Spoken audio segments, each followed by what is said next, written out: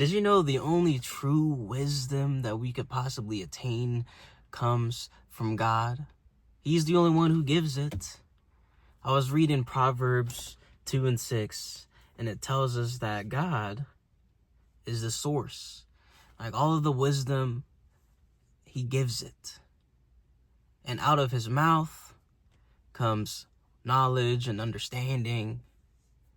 But most of us live so distracted that we never have the opportunity to actually hear or to actually internalize or to absorb the kind of treasure that he has laying out for us if we're willing to seek it, if we're willing to separate ourselves from all the things that are pulling us in all kinds of different directions and actually focus on him for once. Why would we not want to go to the source of literally everything?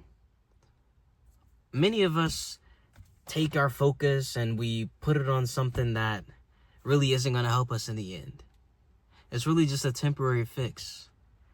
It only helps us feel good and comfortable in that moment, but ultimately the feelings that we were trying to numb, trying to put to the side, they end up coming back full force.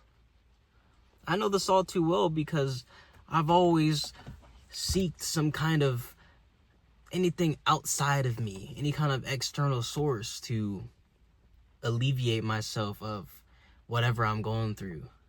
I regularly say that I was in the abyss, the absolute darkness, so dark that it didn't seem like any light could pierce through. And my escape was different things that would never help me.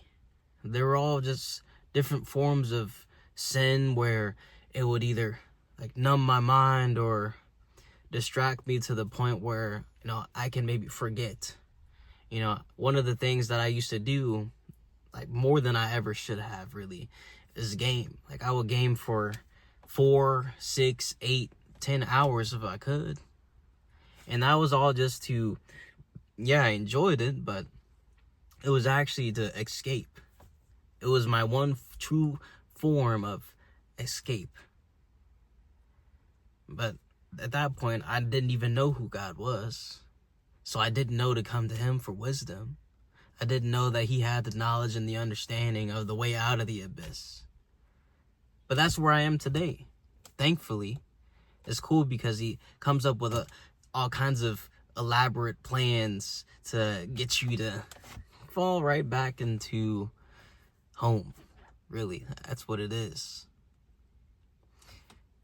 The interesting thing is, since we're always distracted, even when we take the time to actually pray, all we're doing is all the talking, all the asking. And then as soon as we finish up, we immediately get up and we're done. We don't open the door to any kind of response. God is always there. He's never left. He's always inside of us. He's always been there. And he's always standing at the door of our heart, knocking, waiting for us to open the door. But many of us have the music inside blasting so loud that we can never hear the knock. And unfortunately, some of us go a lifetime with a hardened heart and never truly understanding the feeling of what it's like to finally open the door and cut off the music. So if we can actually train our minds, train ourselves to, okay, I'm going to pray or I'm going to sit in silence, but to actually lean into the silence and to open ourselves up to some kind of response, some kind of message, some kind of form of communication instead of just talking all the time. Whenever we pray, we don't always need to just say everything. Sometimes we just have to sit there in silence and just listen. If we can train ourselves to do that and get into the habit of that, whenever God decides, all right, I'm going to reach into my big box of knowledge, understanding, and wisdom and insights, and I'm gonna give them a little piece, give them a little piece. Okay, they took this step, they're at this level, they trained themselves to actually be open, so let me share a little something. then maybe they'll come back. Because he's not always going to answer, so we can't allow ourselves to get discouraged if we tried 1 or 2 or 10 times and we never hear anything. Maybe we're just at that point where we're not spiritually sensitive enough to actually recognize his voice. And another trap to watch out for is not only the discouragement, but the enemy trying to capitalize on top of that, whispering in our ear saying that, yeah, you know that silence doesn't work. You know he's not going to answer you, right? You know you might as well give up. What is the point in praying? What is the point in opening yourself up and leaving yourself vulnerable to the source?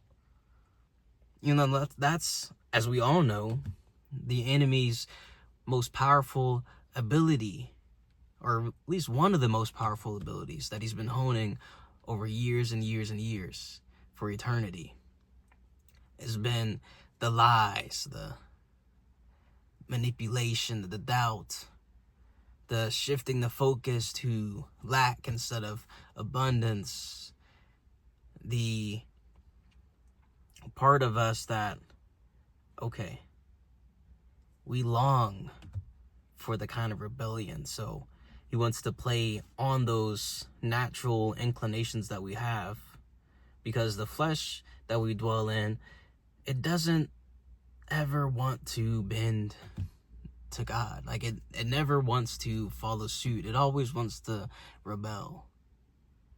You know, it doesn't want to be obedient. This is part of why Paul was mentioning that he actually despises his flesh, and that he longs to be free of the prison, in a sense. You know, after time of maturing and growing in the spirituality aspect, you start to feel the same way. It's like, why am I always fighting against you? Why can't you just, you're part of me, so why can't we just work together and walk down the same path? Why do you have to be pulling me in all these other directions, right? But that's part of what makes the journey so rewarding. And that's what part of actually what makes it worth it. Makes it genuine. Makes you actually appreciate it far more. Because if you didn't have the struggle, then how could you ever truly appreciate what you gain?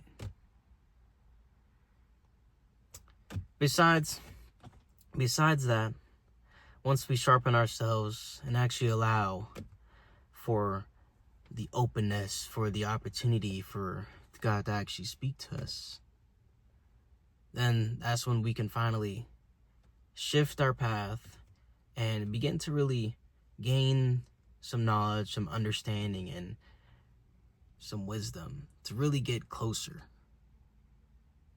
But keep in mind, though, just like I said in the last video, every time you take the right turn, every time you walk the straight and narrow way, it's always going to be some resistance.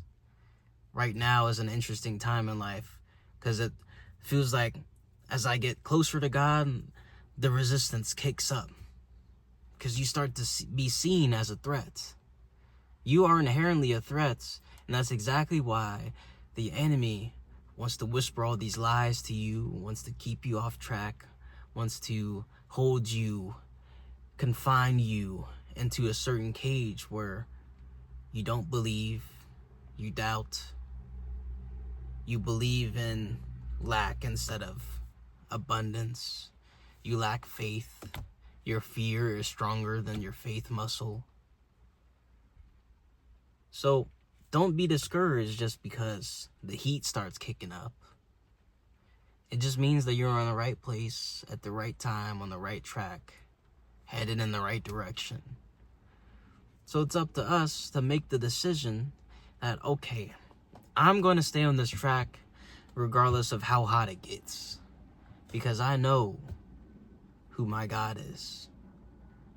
Because I know it is God who girdeth me with strength and maketh my way perfect. So this is just a bit of my words of encouragement.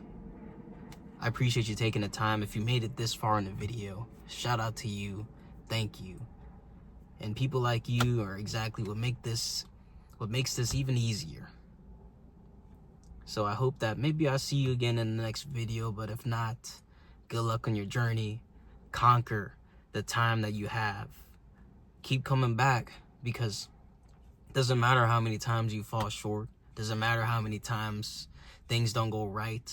You can always come back. And if you're still waking up, it's for a reason, because you're not done yet. So hopefully I'll see you in the next video. Thanks for stopping in. You have a great one. Adios for now.